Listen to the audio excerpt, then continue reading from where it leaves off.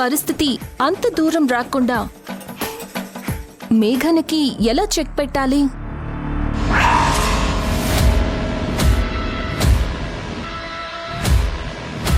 ఇప్పుడు కరెంటు పోయి వచ్చిందేంటి? ఆరోహి,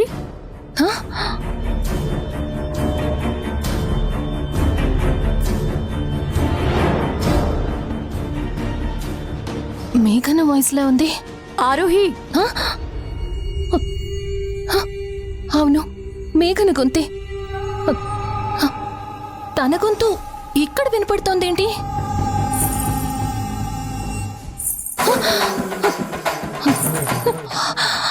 ఇదేంటి? సినిమాల్లో దయ్యాలు వచ్చినప్పుడు కాలిపట్టీల సౌండ్ వచ్చినట్టు ఇలా కాలిపట్టీల సౌండ్ వస్తోందేంటి? ఆరోహి, బయటికి రా.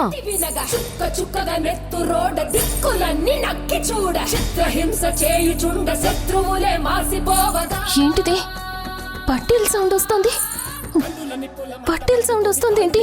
గంట మోగుతోంది, పగల పొగల సెగరగిలేను, మూడే కాలం వచ్చింది. చుక్కలు నెలకు రాలిపోయే వేళ, దిక్కులు అన్ని పేలిపోయే వేళ, సింగపు నడకల సింగారి రూపాన మృత్యువు వచ్చింది.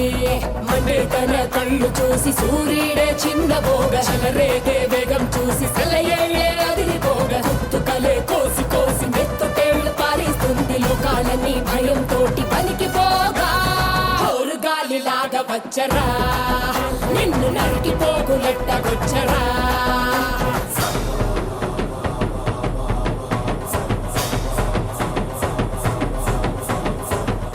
ఇక్కడున్నావా ఆరోహి? ఇదంతా నా భ్రమ. మేఘన గురించి ఇప్పుడే అనుకుంటున్నాను కదా, అందుకే తనొచ్చినట్టు భ్రమ పడుతున్నాను.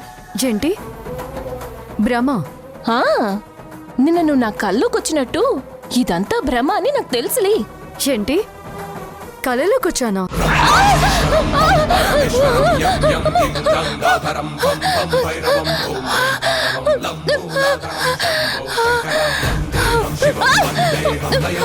ఆరోహి, ఆరోహి, ఏమైంది? నేను మేఘనని.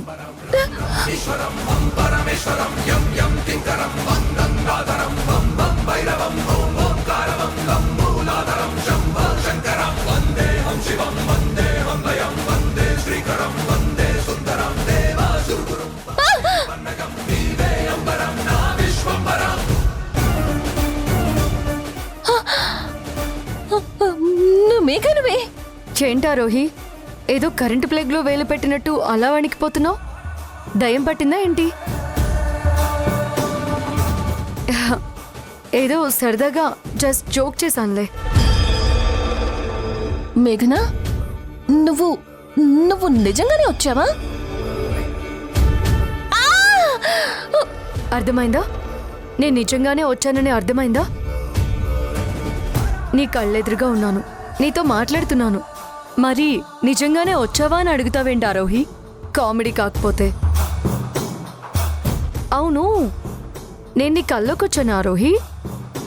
జనరల్గా బాగా ఇష్టమైన వాళ్ళు లేదంటే భయంకరంగా భయపెట్టే వాళ్ళు కల్లోకి వస్తుంటారు.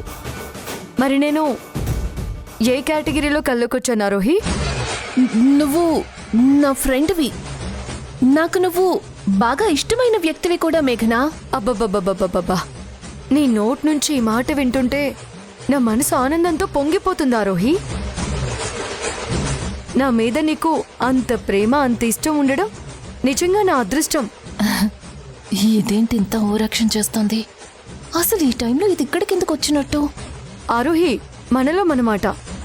ఇంతకీ నేను కల్లోకొచ్చి నీతో ఏం మాట్లాడాను? సరిగ్గా గుర్తులేదు మేఘనా. అవును, ఈ టైంలో నువ్వెందుకు వచ్చావో చెప్పనే లేదు. నిన్ను భోజనానికి పిలుద్దామని. వాట్? భోజనం ఆరోహి, భోజనం. Food food. ఏంటి? నన్ను భోజనానికి పిలవడానికి ఈ టైంలో నువ్విక్కడికి వచ్చావా?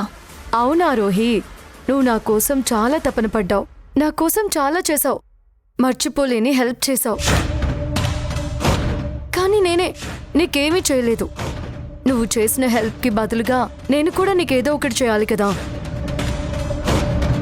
నేను చేసింది కూడా నువ్వు గుర్తుపెట్టుకోవాలి కదా, లేకపోతే ఏం బాగుంటుంది చెప్పు. అందులోనూ రుణం అస్సలు బ్యాలెన్స్ ఉంచుకోకూడదని, వెంటనే తీర్చేసుకోవాలని పెద్దవాళ్ళు చెప్తుంటారు కదా. అందుకే నేను కూడా నీ రుణం తీర్చుకోవాలని మనసులో బలంగా నిర్ణయించుకున్నాను. అందుకోసం రేపు నీకు లంచ్ ఏర్పాటు చేశాను. నువ్వు తప్పకుండా రావాలి ఆరోహి, సరేనా?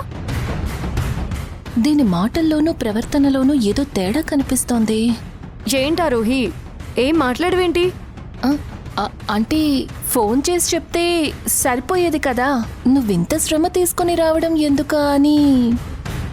నువ్వు నాకు నా పిల్లలకి చేసిన హెల్ప్కి నేను ఇక్కడి దాకా రావడం నాకు పెద్ద శ్రమ అవుతుందా చెప్పు? పైగా భోజనానికి రమ్మని ఫోన్లో చెప్తే ఏమైనా మర్యాదగా ఉంటుందా? ఆరోహి, నువ్వు తప్పకుండా రావాలి. నేను నీకు ఇచ్చే ఆతిథ్యం నువ్వు తప్పకుండా స్వీకరించాలి, సరేనా? ఓకే. థ్యాంక్ యూ ఆరోహి, నీకోసం ఎదురు చూస్తూ ఉంటాను. బాయ్.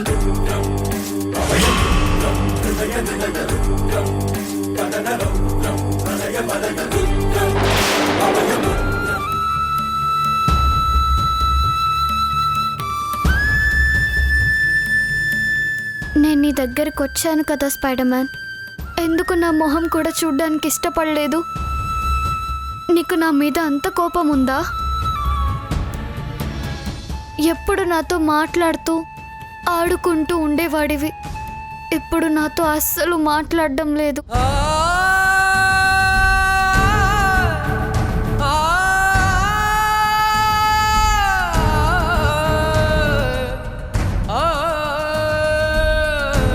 అమ్మే, నీకు మీ నాయనతో మాట్లాడాలని ఉండదా?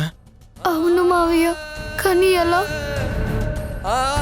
నేను దగ్గరికి వెళ్ళి మాట్లాడితేనే మాట్లాడలేదు, ఇంకా స్పైడర్ మ్యాన్ నాతో ఎలా మాట్లాడతాడు? అందుకే డైరీలో రాసుకుంటున్నాను. సరే అమ్మే, నేను మాట్లాడించేదా? ఎలా మావయ్య? మీ నాయనకి నా నంబర్ తెలియదు కదా, అందుకే నా ఫోన్ నుంచి మీ నాయనకి ఫోన్ చేద్దాం. నంబర్ చెప్పమ్మే.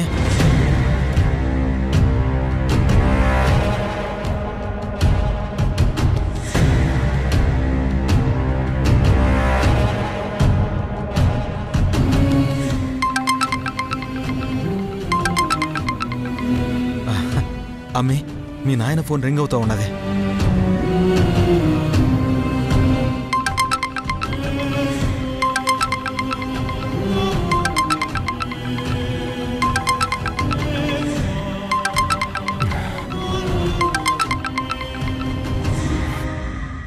హలో,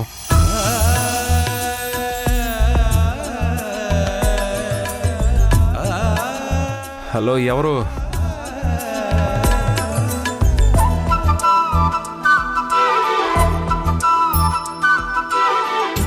మిమ్మల్ని అడుగుతుంది, ఫోన్ చేసి మాట్లాడరేంటి?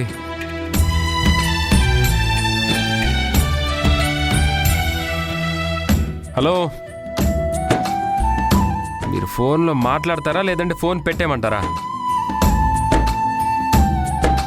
నువ్వు వినాయకుడి గుడి దగ్గరికి ఎందుకు రాలేదు స్పైడర్ మ్యాన్? ఎదురించేదెలా ఏ రాత్రిరైనా నీ ఎదపై తలవాల్చకుండా, సాధించేదెలా